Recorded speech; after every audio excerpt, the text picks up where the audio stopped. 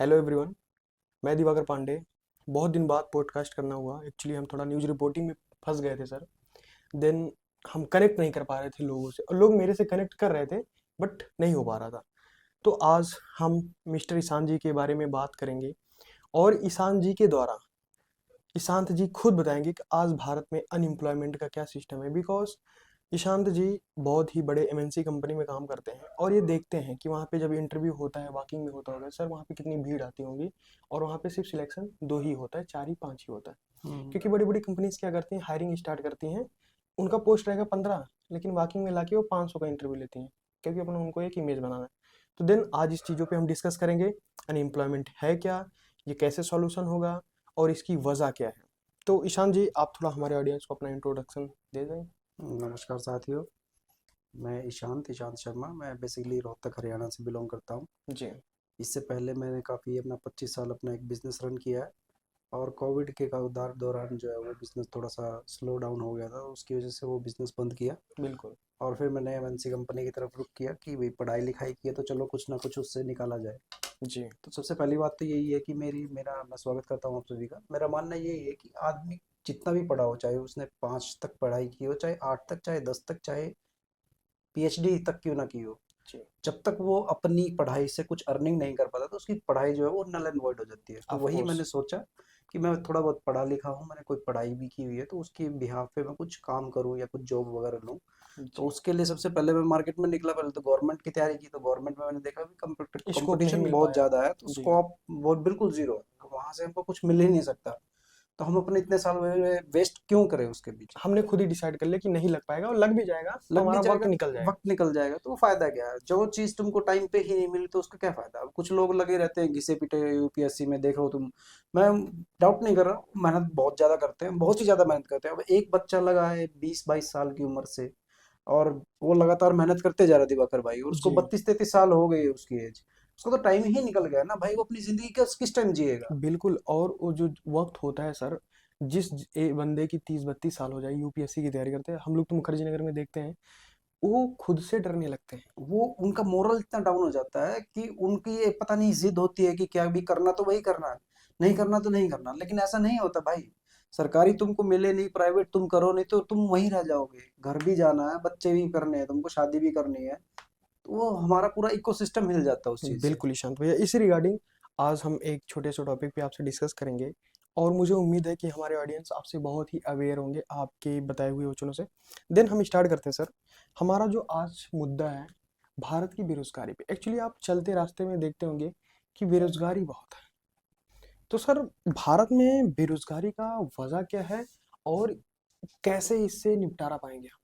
देखो, बेरोजगारी की वजह बहुत सारी हो सकती है। कुछ तो स्किल डेवलपमेंट की हो सकती है, बच्चों में कुछ में स्किल हो ना हो।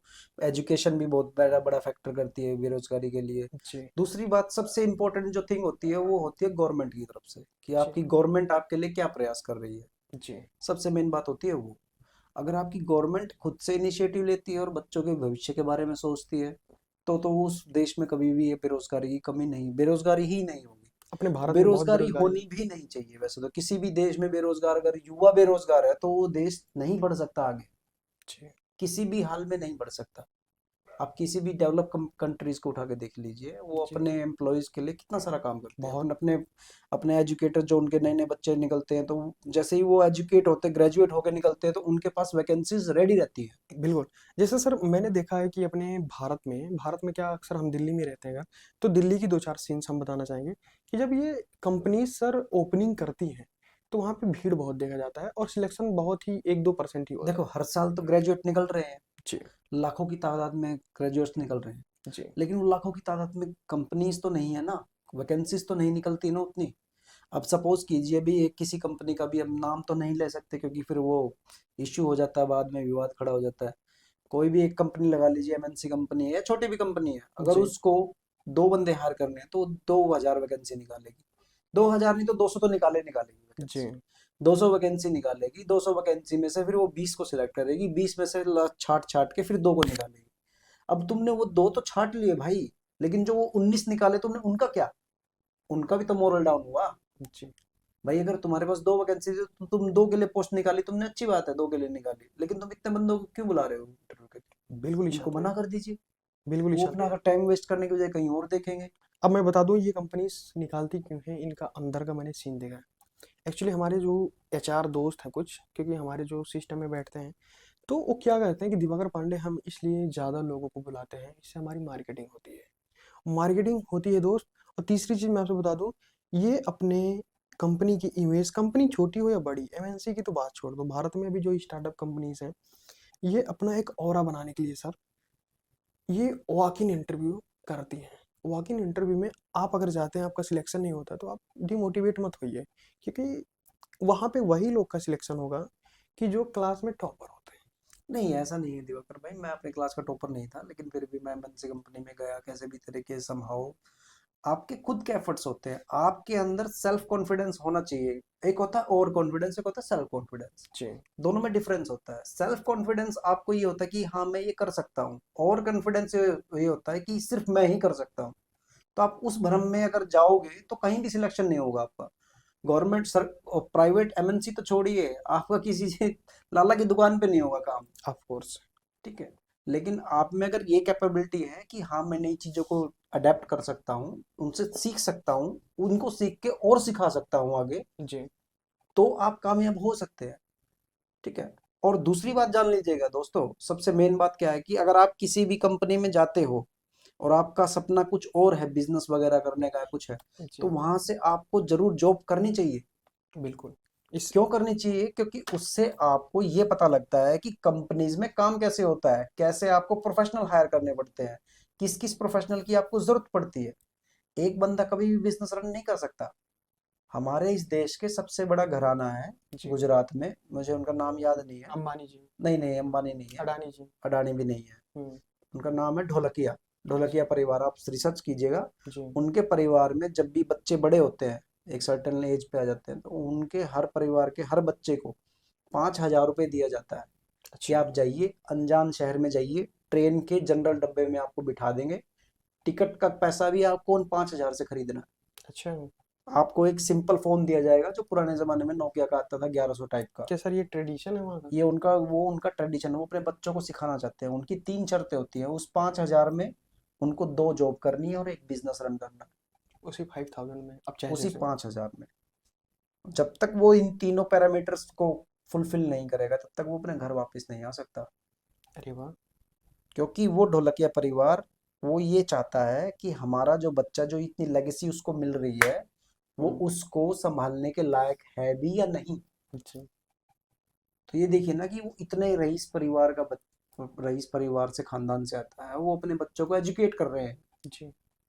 और आजकल हमारे जैसे वो 2-4 पैसा मिल जाए, वो अपने बच्चों को लाइफ स्टाइल देने लग ऑफ जाते हैं। कोर्स। कहते हैं कि मैंने जो संघर्ष किया वो मैं मेरे अपने बच्चे बच्चों नहीं करेंगे। भाई ये जो बोलते हैं ना, वो रियल में ना सक्सेस नहीं होते, उनके वो बच्चों को पका डिस्टर्ब होते हैं। पकाया ही मिलता है, वो डिस्टर्ब हो जाते हैं, वो तो नशे में डूब जाते हैं। नशे में नहीं डूबेंगे तो दूसरे चीजें पकड़ लेंगे वो। अच्छा सर, हमारा तीसरा क्वेश्चन आपसे रहेगा कि लोग बोलते हैं कि युवाओं में स्किल की कमी है, नहीं, ग्रेजुएट तो है। युवाओं में किसी में स्किल की कमी नहीं है। जी। युवा ग्रेजुएट भी तो तभी हुआ है ना, उसमें स्किल है, वो पढ़ा है तभी तो ग्रेजुएट हुआ है। जी। ऐसे कोई भी ग्रेजुएट हो जाएगा क्या? लेकिन लोग कहते हैं कि यूनिवर्सिटीज वो लोग चीज़ें नहीं कहते, लोगों का सिखाती। तो कुछ भी काम है कहना।